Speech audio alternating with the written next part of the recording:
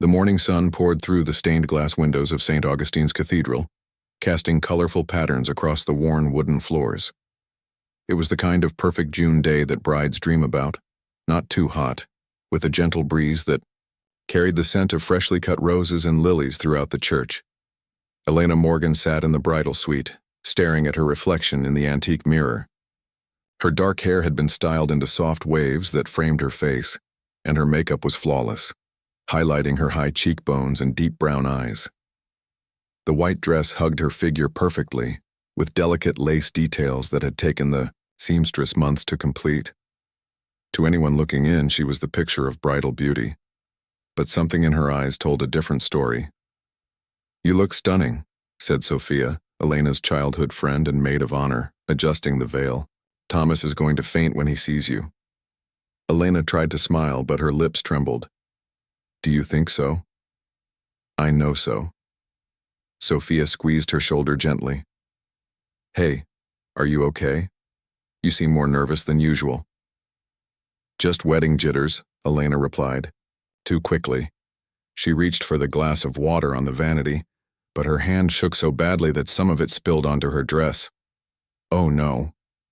Sophia grabbed a towel and dabbed at the wet spot. "Don't worry, it's just water. It'll dry before the ceremony." Elena nodded, but her eyes darted to the clock on the wall. 2 hours until the ceremony. 2 hours until she would walk down the aisle toward Thomas Reynolds, the man she was supposed to marry, the man who was waiting for her, completely unaware of what was really happening. Outside the bridal suite, the church buzzed with activity. Florists made last-minute adjustments to the floral arrangements that lined the pews. Thomas's mother, a petite woman with sharp eyes and a sharper tongue, inspected every detail with critical attention. Elena's parents greeted guests as they arrived, her father proudly shaking hands and her mother dabbing at her eyes with a lace handkerchief. Father William had just finished preparing the altar when he spotted Mrs. Reynolds marching toward him, her heels clicking against the stone floor. "Father, I wanted to check if everything is in order for the ceremony," she said, her voice clipped. "Of course, Mrs. Reynolds. Everything is prepared just as we discussed." Father William had known the Reynolds family for years, but Thomas's mother had always been a bit difficult to please. "And you've gone through the entire ceremony with them?" "Thomas can be forgetful when he's nervous." Father William smiled kindly. "We've rehearsed thoroughly. Your son knows exactly what to do." "Good." She glanced around the church. "Have you seen the bride yet?" "Not today. I understand she's getting ready in the bridal suite." Mrs. Reynolds pursed her lips. "I must say, I found her rather distant during the rehearsal dinner last night, almost as if she was a different person than the Elena we met last Christmas." Father William raised an eyebrow. "Wedding stress affects people in different ways, Mrs. Reynolds." "Perhaps." She didn't sound convinced. "Well, I should check on my son, make sure he's not getting cold feet." As she walked away, Father William couldn't help but wonder about her comment. He had noticed something similar during the rehearsal, but had attributed it to pre-wedding nerves. Elena had been a member of the parish since she was a child, though. She hadn't attended regularly in recent years. Still, there was something about her behavior that seemed off. In the groom's room, Thomas adjusted his bow tie for the 5th time. His best friend David slapped him on the back. "Relax, man. You look great." "I just want everything to be perfect for Elena," Thomas said, running a hand through his neatly combed hair. "She's been so stressed about this wedding." "All brides get stressed," David said, pouring a small amount of whiskey into 2 glasses. "Here, this will help with the nerves." Thomas accepted the glass gratefully. "Has Elena seemed different to you lately?" David paused, the glass halfway to his lips. "Different how?" "I don't know. Ever since she got back from that wellness retreat last month, she's been intense, like she's trying too hard." Thomas shook his head. "I'm probably overthinking it." "Pre-wedding jitters go both ways," David said with a shrug. "Besides, women always act weird about weddings. My sister turned into a complete stranger before hers." Thomas nodded, but a small crease remained between his brows. He loved Elena, her quick wit, her compassion, the way she always knew what to say to make him feel better. But lately, those qualities seemed muted, as if she was playing a part rather than being herself. As the hour of the ceremony approached, guests filled the cathedral, friends from college, co-workers, distant relatives who had flown in from across the country. Among them, a woman slipped into the back row, her face partially hidden by large sunglasses. She clutched her phone tightly, occasionally glancing at it before looking up toward the front of the church. Father William made his final preparations, reviewing his notes for the ceremony. He had officiated hundreds of weddings in his 30 years as a priest, and he prided himself on his ability to create a personal, meaningful experience for each couple. But something about today felt different, an uneasiness he couldn't quite place. When it was time, he made his way to the bridal suite to check on Elena. He knocked gently on the door, and Sophia opened it. "Father William, come in, we're almost ready." Elena stood in the center of the room, her veil now covering her face. Through the delicate fabric, Father William could see that she was pale, her eyes wide. "My dear," he said warmly, "you look beautiful. How are you feeling?" "Nervous," she whispered, her voice barely audible. "Very nervous." "That's completely normal," he assured her. "I've never met a bride who wasn't nervous on her wedding day." He stepped closer, intending to offer a blessing, but Elena took a small step back. It was subtle, but Father William noticed. So did Sophia, who gave him an apologetic smile. "She's been jumpy all morning," Sophia explained. "Too much coffee and not enough breakfast." Father William nodded understandingly, but something nagged at him. Elena had always been comfortable around him, even coming to him for advice when she was younger. This distance felt wrong. "Elena," he said gently, "is there anything you want to talk about before the ceremony? Anything at all?" For a moment she seemed to consider his question, her body tensing. Then she shook her head. "No, Father. Everything is fine." "All right then. I'll see you at the altar." He turned to leave, but paused at the door. "Remember, marriage is a sacred bond. It must be entered into with honesty and openness." Elena's eyes met his for the first time that day, and in them, he saw something that made his heart sink. Fear, and something else he couldn't quite identify. Guilt, perhaps? The music began, signaling that it was time. Father William took his place at the altar where Thomas waited, looking both nervous and excited. The bridesmaids processed in, followed by Sophia, who gave Father William a small smile as she took her place. And then, the bridal march started. The guests rose to their feet, turning to watch as Elena appeared at the entrance of the church, her father beside her. She moved slowly, almost hesitantly, down the aisle. Thomas beamed. At the sight of her, his earlier concerns seemingly forgotten. Father William watched Elena carefully as she approached. Her steps were measured, her posture perfect, too perfect, as if she had rehearsed this moment countless times. When she reached the altar and her father lifted her veil to kiss her cheek, Father William caught a glimpse of her expression. Her smile didn't reach her eyes.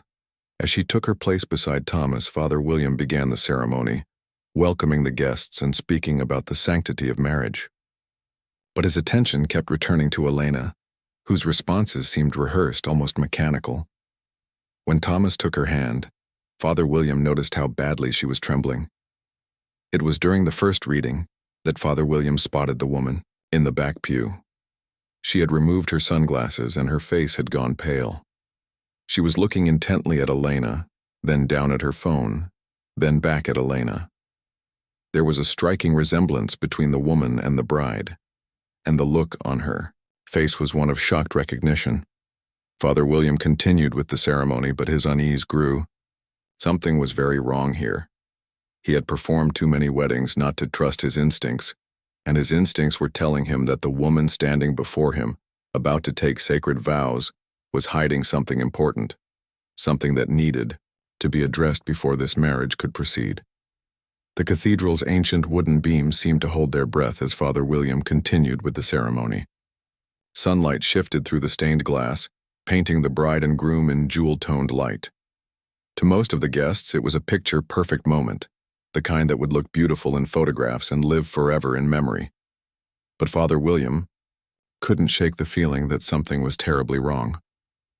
Elena's voice shook as she repeated the traditional responses. When Thomas squeezed her hand reassuringly, she flinched almost imperceptibly before forcing a smile. Father William had performed hundreds of weddings over his decades of service, and he'd seen every type of wedding jitters imaginable. This was different. "Love is patient, love is kind," read Thomas's cousin from the familiar passage. "It does not envy, it does not boast, it is not proud." As the reading continued, Father William allowed his gaze to drift subtly toward the woman in the back pew. She was leaning forward now, her body tense like a coiled spring. There was something strangely familiar about her face. The same high cheekbones as Elena, the same dark eyes, though hers were wide with what looked like disbelief. She kept glancing between her phone and the bride, her expression growing increasingly distressed. Mrs. Reynolds, Thomas's mother, had also noticed the woman.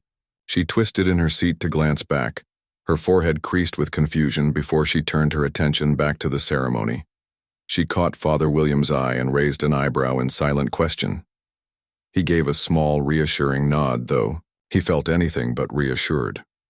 "And now, before we proceed to the vows," Father William said, his calm voice belying his inner turmoil, "I'd like to invite you all to join in a moment of silent prayer for this couple as they prepare to commit their lives to one another."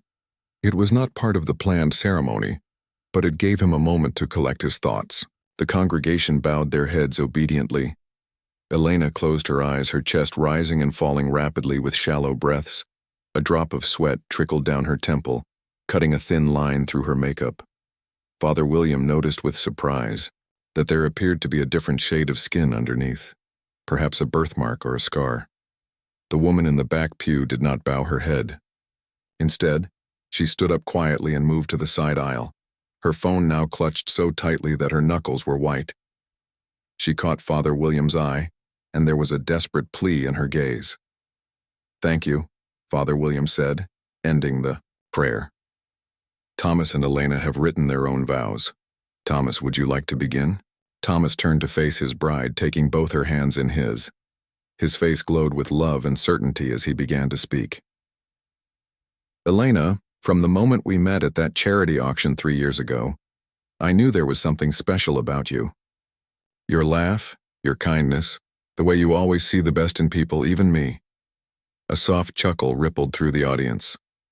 "I promise to be your partner and your best friend, to support your dreams and comfort you in hard times, to be honest with you always and to cherish every moment we have together." He reached up to gently wipe away a tear that had escaped down Elena's cheek. "I love you more than I ever thought possible, and I can't wait to build our life together." The guests sighed collectively at the sweetness of his words. Elena's mother dabbed at her eyes with a handkerchief, but Father William was watching Elena, whose smile seemed frozen on her face. "Elena," he prompted gently, "your vows?"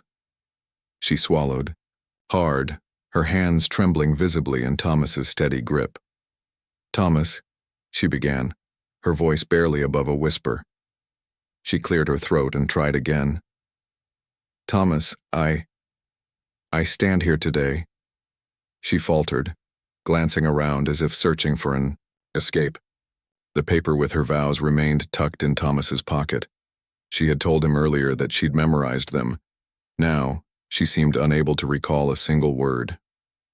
"It's okay," Thomas whispered, squeezing her hands. "Take your time." "I promise to." She took a deep breath. "I promise to be the wife you deserve, to make you happy, to be everything you want me to be." The words sounded hollow, rehearsed, nothing like the thoughtful, witty Elena that Thomas had described in his vows. A small frown creased Thomas's brow, though he quickly masked it with a smile. "I will try every day to be worthy of your love," she finished quickly. In the heavy silence that followed, Father William could hear the woman from the back pew moving closer, now standing just a few rows from the front. She was half hidden behind a large floral arrangement, but her intent focus on the bride was unmistakable.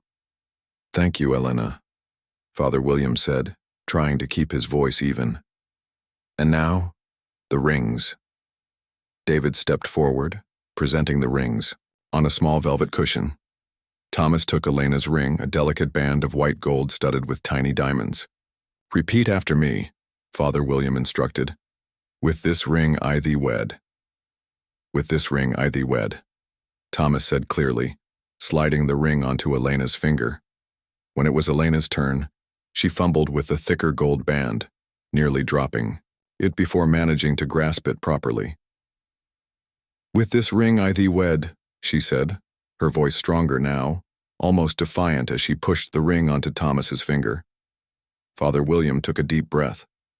They had reached the most crucial part of the ceremony. "Marriage is a sacred covenant," he began, "not to be entered into unadvisedly or lightly, but reverently and soberly. If anyone can show just cause why these two should not be lawfully joined together, let them speak now or forever hold their peace." The traditional words hung in the air. Most couples breezed through this part with nothing more than perhaps a nervous laugh. It was a formality, a nod to tradition. In his 30 years as a priest, Father William had never had anyone actually object during a wedding. But today, the silence that followed his words was electric with tension. Elena's eyes darted to the side aisle where the mysterious woman stood. A drop of sweat rolled down Elena's face again, and this time Father William was certain. The makeup was smearing, revealing what appeared to be a surgical scar near her temple. The woman in the side aisle took a step forward, opening her mouth, as if to speak. In that moment, several things happened at once. Elena swayed slightly on her feet, her face alarmingly pale. Thomas reached out to steady her, concern etched on his features, and Mrs. Reynolds half rose from her seat, her eyes fixed on the woman in the aisle with sudden recognition. Father William made a swift decision. Before the woman could speak, before the situation could deteriorate into a scene that would embarrass everyone involved, he gently raised his hand. "I believe," he said, his voice calm but firm, "that we need to pause for a moment." A confused murmur swept through the congregation. Thomas looked bewildered. "Father, is something wrong? I would like to speak with you and Elena privately," Father William said, keeping his voice low. "In the vestry, please." "Now?" Thomas asked incredulously. "In the middle of our wedding?"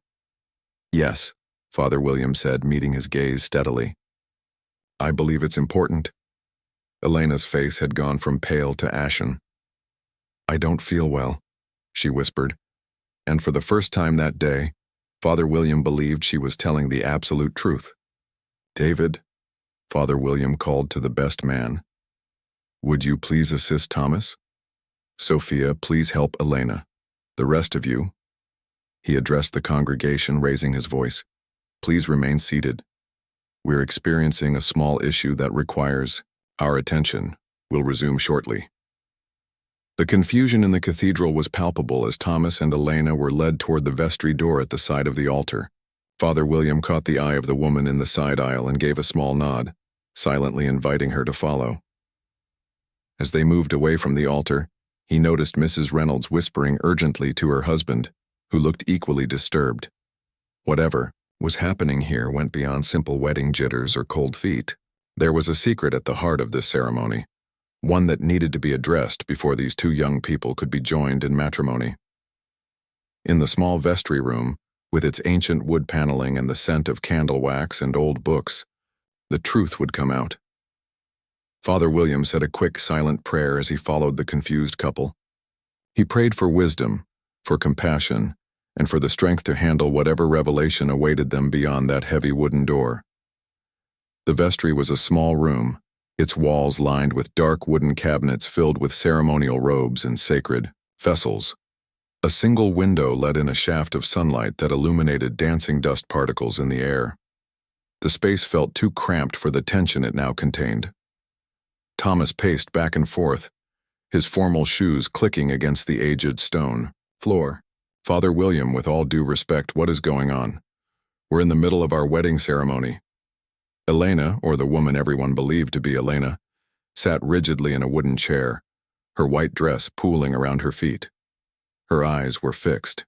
On the floor, her hands clutching her bouquet so tightly that the stems were bending. Father William stood by the door, his expression grave but kind. "Thomas, I wouldn't have interrupted if I didn't believe it was absolutely necessary." A soft knock on the door made them all turn. Father William opened it to reveal Sophia, looking confused and concerned, and behind her, the woman from the back, pew. Up close, the resemblance between her and the bride was even more striking. "What is she doing here?" Thomas asked, his voice rising with frustration. "Who are you?" The woman stepped forward, removing her sunglasses completely.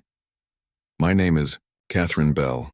I'm a private investigator hired by your parents, Thomas." Thomas's jaw dropped. "My parents hired a private investigator? For what?" Catherine glanced at the bride, who was now staring at her with undisguised hostility. "They had concerns about your fiancé. They asked me to look into her background."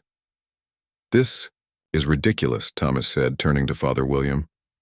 "My mother has always been overprotective, but this crosses a line. Elena and I have been together for 3 years. 2 years and 8 months, Catherine corrected quietly. The bride's head snapped up at this, her eyes narrowing.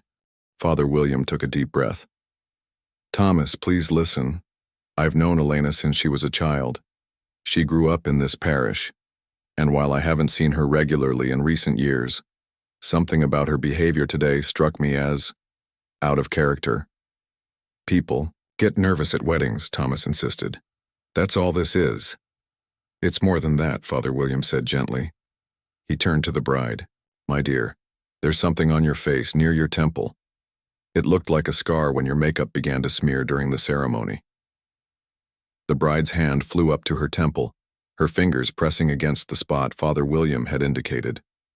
For a long moment no one spoke. It was Catherine who broke the silence. She pulled out her phone and held it up, showing a photograph. "This is Elena Morgan, taken 3 weeks ago at the Clearwater Wellness Center in Switzerland." The photo showed a woman who looked almost identical to the bride, but with subtle differences. Her hair was shorter, her face slightly thinner, and most notably there was no scar near her temple. Thomas stared at the photo, then at his bride. Confusion etched across his features. "I don't understand. Elena told me she was at a yoga retreat in Bali." "That's what she wanted you to believe," Catherine said. "The truth is that Elena suffered a nervous breakdown 2 months ago. She's been receiving treatment at Clearwater ever since." "That's a lie," the bride suddenly shouted, standing up so quickly that her chair toppled backward. "I'm Elena Morgan. This woman is trying to ruin everything." Sophia stepped forward, her face pale. "Then how do you explain the photo and the scar?" "Elena doesn't have a scar." The bride's eyes darted around the room like a cornered animal's. I had a small procedure. It was nothing. I didn't want to worry anyone." "A small procedure that you never mentioned to your fiancé?" Father William asked gently. "Or to your best friend?" Thomas moved closer to the bride, his expression a mixture of confusion and dawning suspicion. "Elena, what's going on? Just tell me the truth." Something in his tone seemed to break through her defenses. Her shoulders slumped, and when she looked up at him, her eyes were filled with tears. "I wanted to be her," she whispered. "I wanted what she had, what she didn't even appreciate." The room went still. Thomas took a step back. "What are you saying?" "My name is Rebecca," she said, her voice barely audible. "I'm Elena's twin sister." The silence that followed was deafening. Thomas looked as if he'd been physically struck. Sophia gasped, her hand flying to her mouth. "Twin sister?" Thomas repeated incredulously. "Elena doesn't have a twin." "Yes, she does," Father William said quietly. "I baptized them both 30 years ago this summer. But the family moved away when the girls were teenagers. I knew they'd become estranged, but I had no idea." Rebecca's composure crumbled entirely. She sank back into the chair that Sophia had righted, her face in her hands. "Elena cut me out of her life years ago. She always had everything, the looks, the charm, the perfect life. Even our parents preferred her. Catherine stepped forward. Rebecca Morgan has a history of mental health issues and identity theft. She was released from a psychiatric facility 6 months ago. According to my investigation, she reached out to Elena, claiming she wanted to reconcile. Then, when Elena had her breakdown and went to Switzerland for treatment, Rebecca saw her opportunity. But how? Thomas asked, his voice hollow. How? Did no one notice? We hadn't met her family yet, Catherine explained. You told me yourselves that you were waiting until closer to the wedding because of the distance. As for friends, she glanced at Sophia. Rebecca did her homework. She studied Elena's social media, her text messages, and she had an advantage. They share the same face. Not exactly the same, Father William pointed out. The scar from a cosmetic procedure, Catherine confirmed, to remove a distinctive birthmark that would have given her away. Elena has a small heart-shaped birthmark near her temple. Rebecca had hers removed. Thomas slumped against the wall, looking shell-shocked. So for the past month, I've been living with a stranger? Someone pretending to be the woman I love? Rebecca looked up at him, her eyes desperate. I'm not a stranger, Thomas. I'm the one who's been cooking your favorite meals, listening to your work stories, laughing at your jokes. I'm the one who's been here while she abandoned you. She didn't abandon me, Thomas said, his voice growing stronger with anger. She's been ill, and you took advantage of that. You lied to me, to everyone. You were going to marry me under false pretenses. I love you, Rebecca said, reaching for his hand. I fell in love with you, Thomas. That part wasn't a lie. He jerked away from her touch. You don't even know what love is. Love doesn't lie. Love doesn't steal. Love doesn't impersonate someone else because it's easier than being yourself. Father William moved to Thomas's side, placing a steadying hand on the young man's shoulder. I think we need to contact the authorities, he said gently, and Elena's doctors in Switzerland. She needs to know what's happened. Rebecca's face hardened. She doesn't deserve him. She never appreciated what she had. I would have made him happier than she ever could. That wasn't your choice to make, Sophia said, finding her voice at last. Elena is my best friend. She trusted you, tried to reconnect with you, and this is how you repaid her? By stealing her life while she was vulnerable? I didn't steal it, Rebecca insisted. I just borrowed it for a while. I was going to tell Thomas eventually, after we were married. Once he saw how good we were together. Catherine shook her head. That's not how it works. What you've done is identity fraud at the very least. Possibly other crimes as well. The reality of her situation seemed to dawn on Rebecca all at once. Her face crumpled, and she began to sob in earnest. I just wanted to be happy. Just once, in my life. I wanted to be the one people loved, not the one they tolerated. Despite everything. Thomas's expression softened slightly at her obvious pain. You need help, Rebecca. Professional help. I think, Father William said, addressing the room, that we need to inform the guests that the wedding will not be proceeding today. Thomas, would you like me to make the announcement, or would you prefer to do it? Thomas ran a hand over his face. You do it, Father. I don't think I can face everyone right now. Just tell them there's been a family emergency. We'll explain the rest later to those who need to know. Father William nodded. Sophia, would you please stay with Rebecca? Catherine, perhaps you could contact the authorities? Thomas, you should call Elena's doctors. She needs to hear this from someone she trusts.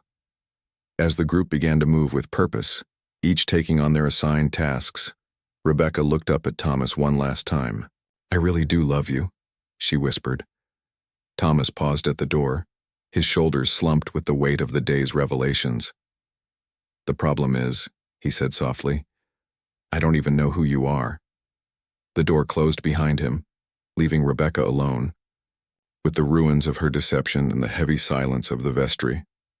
Outside, the murmur of confused guests grew louder as they waited for a wedding that would never be completed, at least not today, and not with this bride. The news rippled through the cathedral like a stone dropped in still water. Father William had made the announcement as gently as possible. Due to unforeseen circumstances, the wedding ceremony would not continue today. He asked for privacy and understanding for the families involved, promising that more information would be shared when appropriate. Most guests filed out in confused silence, whispering theories to one another. A few close family members remained, gathered in small clusters in the church's side chapel. Thomas's parents sat rigid with shock as their son explained what had happened, his voice flat and his eyes distant. "A twin sister," Mrs. Reynolds repeated, gripping her husband's hand. "All this time you were with an imposter?" "I didn't know," Thomas said for what felt like the 100th time. "How could I have known? They look identical." "But surely there were differences," his father insisted. "Behaviors, memories, something that should have tipped you off." Thomas rubbed his temples. "There were changes. I noticed she seemed different after she came back from what I thought was her retreat. But she explained it away, said she had done a lot of thinking about her life, about what mattered. I thought she was just going through something, finding herself." He gave a bitter laugh. "Turns out she was finding herself by becoming someone else entirely." In another corner, Elena's parents were in a state of shock. Mrs. Morgan wept quietly while her husband made urgent phone calls arranging for immediate travel to Switzerland. "How could Rebecca do this?" Mrs. Morgan asked through her tears. "Our own daughter, to her own sister." Father William, who had been moving between the groups offering comfort and guidance, paused beside her. "Rebecca has been troubled for many years, Mrs. Morgan. This doesn't excuse what she's done, but perhaps it helps explain it. We tried so hard with her," Mr. Morgan said, covering the phone with his hand.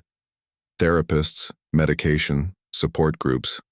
After the last incident, Elena said she couldn't do it anymore. She needed space from Rebecca for her own mental health. And then when Elena reached out to try again," Mrs. Morgan's voice broke. "Rebecca saw an opportunity," Father William finished gently. The police had arrived discreetly, 2 officers in plain clothes entering through the side door to avoid attention. They spoke with Catherine first, reviewing her evidence, then interviewed Thomas and the Morgans separately.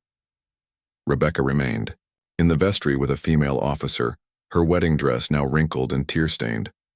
Sophia had retreated to the bridal suite, methodically packing up Elena's things. No, Rebecca's things pretending to be Elena's. The makeup, the perfume, the small blue garter that was supposed to be Elena's something blue. It all felt tainted now, like props in an elaborate stage play. A soft knock at the door made her look up. Thomas stood there looking lost. "Can I come in?" he asked. Sophia nodded, moving aside some boxes to make room for him. "How are you holding up?" Thomas sank into a chair, loosening his bow tie. "I honestly don't know. I feel numb. Like this is happening to someone else." "I know what you mean," Sophia said. "I keep thinking about all the conversations we had over the past month. All the wedding details we discussed. I never suspected anything. What kind of best friend does that make me?" "The same kind of fiancé I was," Thomas said bitterly, completely oblivious. They sat in silence for a moment, the weight of their shared guilt hanging between them. "Have you spoken to the real Elena yet?" Sophia finally asked. Thomas shook his head. "Her doctor thought it would be better if her parents talked to her first. They're on the phone with her now." He glanced at his watch. "She's probably in shock too. All those years and she never mentioned having a twin," Sophia mused. "I mean, we talked about everything. At least I thought we did. According to her parents, it was too painful to discuss. They'd been estranged since they were 18. Rebecca had some kind of breakdown in college, accused Elena of stealing her identity even back then." Thomas ran a hand through his hair. "Apparently this wasn't the first time she tried to become her sister." The door opened again and Father William appeared. "Thomas, the police would like to speak with you again. And Sophia, Elena's parents, are asking for you." As Thomas stood to leave, he paused. "Father, how did you know? What made you suspicious?" Father William considered the question. Many small things, the way she avoided my gaze. Her nervousness seemed beyond typical wedding jitters. But mostly, it was her eyes. They didn't hold the same light I remembered in Elena. The eyes truly are windows to the soul, and hers seemed troubled in a way Elena's never were. 3 hours later, the cathedral stood empty except for a few people. The flowers that had been so carefully arranged that morning now drooped in the warm afternoon air. Rebecca had been taken to the police station for formal questioning, escorted by officers who had allowed her to change out of the wedding dress into more practical clothes. Thomas sat alone in a pew, staring at the altar where his life was supposed to have changed today, just not in the way it actually had. His phone buzzed in his pocket, a text from an international number.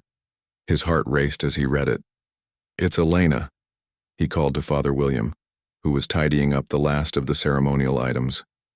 "The real Elena. She wants to video call. Would it be all right if I used your office?" "Of course," Father William said, leading him to a small room off the main cathedral floor. "Take all the time you need." Thomas's hands shook as he set up the call, and then suddenly there she was on the screen. The real Elena. Her hair was shorter than in Rebecca's impersonation, her face thinner, but her eyes. Those were the eyes he knew. Currently red-rimmed from crying, but unmistakably hers. "Thomas," she said, her voice breaking. "I'm so sorry." "You have nothing to be sorry for," he replied, his own voice thick with emotion. "This wasn't your fault. I should have told you about Rebecca years ago. I wanted to leave that part of my life behind. It was too painful." "I understand," he said, though he wasn't sure he did, not really. "Your parents explained some of it." Elena wiped her eyes. "How much do you know?" "Just the basics. That you're twins, that she's had problems, that you tried to reconnect with her recently." Elena nodded. "She reached out to me about 6 months ago, said she was doing better, taking her medication, seeing a good therapist. She wanted to make amends." She looked away from the camera. "I was skeptical, but I also felt guilty. She's my sister, my twin. We used to be so close as children." "So you agreed to see her?" "Yes. We met a few times. It seemed to be going well. Then," she hesitated, "I started having these episodes. Panic attacks, insomnia, paranoia. My doctor said it was a delayed stress response, possibly triggered by reconnecting with Rebecca and all the old trauma that brought up." Thomas listened, trying to reconcile this new information with the woman he thought he knew. "That's when you went to Switzerland? For treatment?" "Yes. The Clearwater Center specializes in trauma and stress disorders. I was making progress, but I didn't want to worry. You were so busy with work and the wedding planning was already stressful enough." She looked directly into the camera. "I know I should have told you the truth, but I thought I'd be better before you even noticed I was gone. Rebecca offered to drop off my things, check my mail. I never imagined she would." "Take your place?" Thomas finished. Elena nodded, fresh, tears spilling down her cheeks. "The doctors say I can travel in a few days. I'm coming home, Thomas, if you still want to see me." Thomas felt a tangle of emotions he couldn't begin to sort out. Relief at seeing the real Elena, anger at the deception, confusion about the future. But beneath it all was a simple truth. This was the woman he had fallen in love with, not the counterfeit who had nearly become his wife. "Of course I want to see you," he said softly. "We have a lot to talk about." As they continued their hesitant conversation, Father William closed the office door quietly, giving them privacy. He walked back to the empty cathedral, his footsteps echoing in the vast space. In his decades as a priest, he had witnessed many kinds of human drama, but never anything quite like this. He said a silent prayer for all involved, for Thomas and Elena as they tried to rebuild trust, for the Morgan family as they confronted painful truths, and yes, even for Rebecca, who had been so desperate for love that she tried to steal someone else's life. The cathedral bells rang out the hour, their deep tones reverberating through the ancient stones. A wedding day that had turned into something entirely different. Not an ending, but perhaps a different kind of beginning. 1 year later, the cherry trees outside St. Augustine's Cathedral were in full bloom, their pink petals drifting down like sweet-scented snow. Father William walked slowly through the church garden, enjoying the peaceful morning before his first appointment of the day. As he rounded the corner, he spotted a familiar figure sitting on a stone bench beneath the largest cherry tree. "Thomas," he called out warmly. "You're early." Thomas stood, extending his hand to the older man. "Good morning, Father. Hope you don't mind me waiting out here. It's too beautiful a day to be indoors." "Not at all." Father William settled beside him on the bench. "How are you doing?" It was a simple question, but one loaded with meaning after everything that had happened. Thomas took a moment before answering. "Better," he said finally. "Some days are still hard, but mostly better." Father William nodded, watching cherry blossoms spiral to the ground. "And Elena?"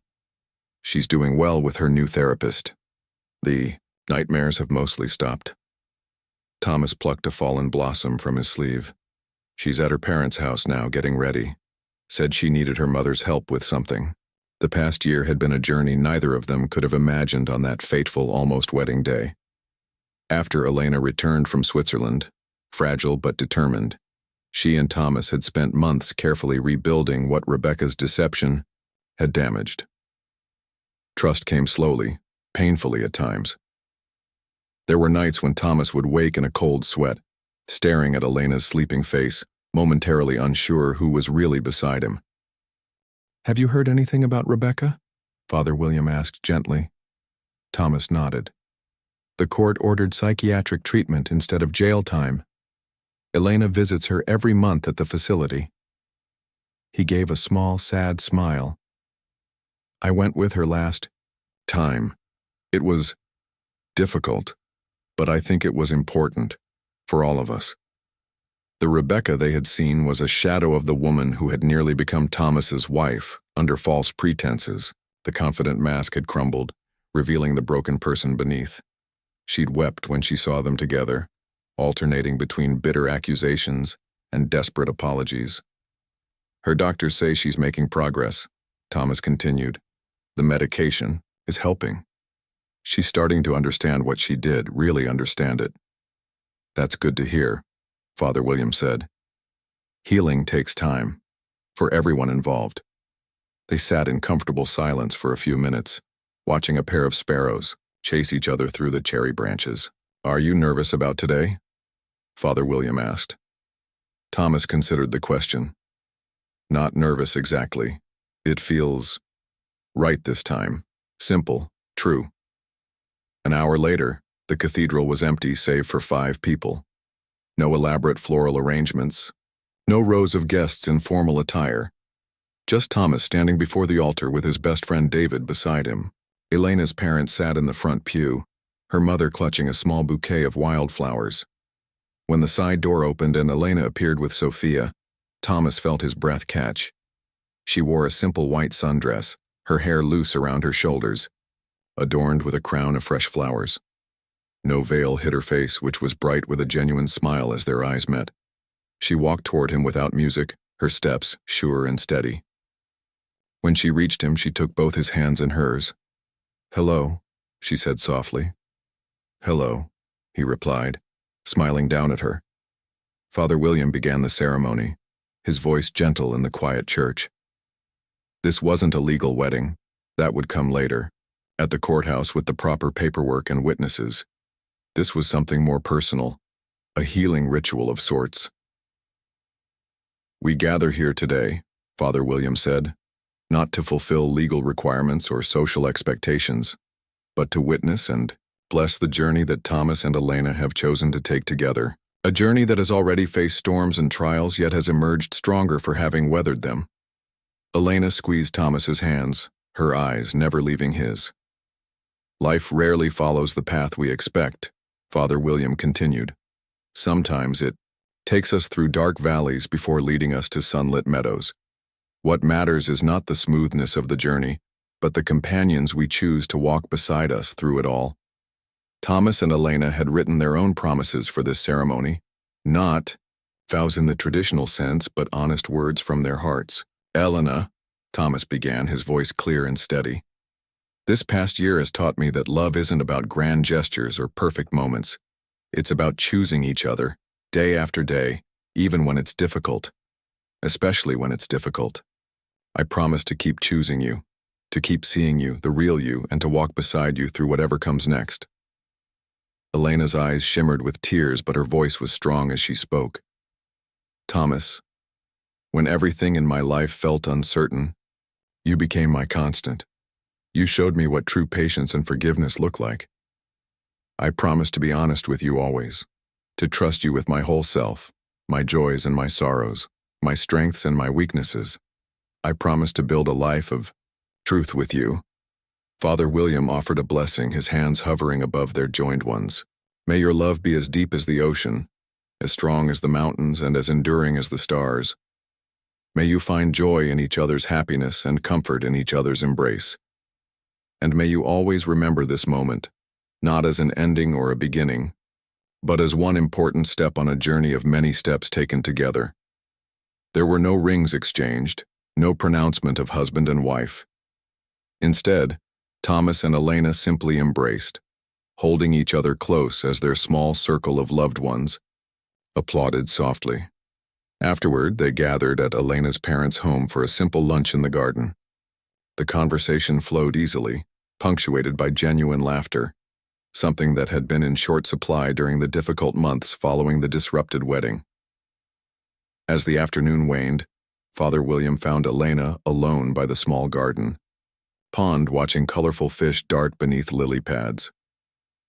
"How are you feeling?" he asked, joining her on the stone ledge. "Peaceful," she replied. "For the first time in a long time. Really peaceful." "I'm glad," he said. "You've been through more than anyone should have to endure." Elena was quiet for a moment, trailing her fingers through the cool water. "You know, I used to be so angry at Rebecca, not just for what she did with Thomas, but for all of it. Every time she tried to take over my life since we were teenagers." She looked up at Father William. "But now I mostly feel sad for her, sad that she couldn't find happiness in being herself." "That's a very compassionate perspective," Father William observed. "It's taken a lot of therapy to get here," Elena admitted, with a small laugh. "But I realized something important. Rebecca wanted my life because she thought it was perfect. She didn't see the cracks, the struggles, the doubts I had." "No one's life is perfect," Father William agreed. "Exactly. And pretending otherwise only causes more pain." She glanced across the garden to where Thomas was deep in conversation with her father. "When I broke down last year, it was partly because I was trying so hard to be this perfect version of myself. I didn't want to worry Thomas, to burden him with my struggles.